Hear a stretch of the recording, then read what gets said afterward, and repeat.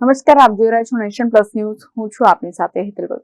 દાહોદ એ division police station ખાતે હોળી ધૂળેટી અને રમજાનના પવિત્ર તહેવારોને અનુલક્ષીને શાંતિ સમિતિની બેઠક યોજવામાં આવી હતી.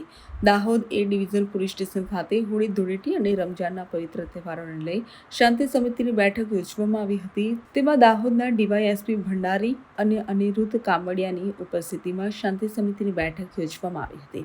શાંતિ સુલે જળવાઈ રહે તે બાબતે માર્ગદર્શન પણ આપવામાં આવ્યું હતું.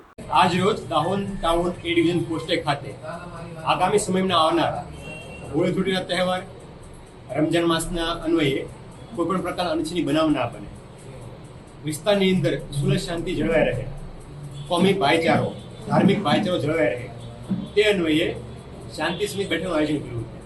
જેમાં મીડિયાના મિત્રો, હિન્દુ ધર્મ, મુસ્લિમ ધર્મ અને વિવિધ સંપ્રદાય અને સમૂહના આગેવાનો ઉપસ્થિત રહ્યા હતા અને તમામ સમૂહના આગેવાનો વચ્ચે એવી ખાતરીની બાંહેધરી આપી છે કે આપણા એક શાંત અને હસતા રમતા શહેરની અંદર કોઈ પણ પ્રકારની અનિચ્છનીય ઘટના ના બને તે માટે તમામ લોકો કટિબદ્ધ છે અને પોલીસ પણ પોતાનું પેટ્રોલ સતત ચાલુ રાખશે.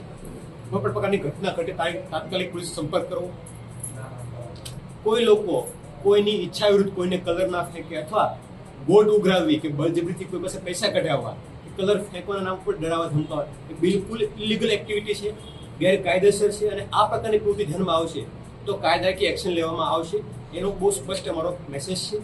તો તમામ લોકો હર્ષોલ્લાસથી ઉજવે, કોમી ભાઈચારો બનો રહે તે માટે શાંતિ સમિતિ બેઠક ઉજવવામાં આવી હતી અને એ અન્વયે પોલીસનો બંદોબસ્ત પણ રહેશે અને પોલીસની તૈયારી પણ પૂરતી છે. Shailesh Kumar Rathod, nation plus news, Dahod. સમાચારોના સતત અપડેટ મેળવવા માટે અમારી નેશન પ્લસ ન્યૂઝની યુટ્યુબ ચેનલને સબસ્ક્રાઇબ કરો, બેલ આઇકન દબાવો અને જોડાયેલા રહો ફેસબુક, ઇન્સ્ટાગ્રામ અને ટ્વિટર પર.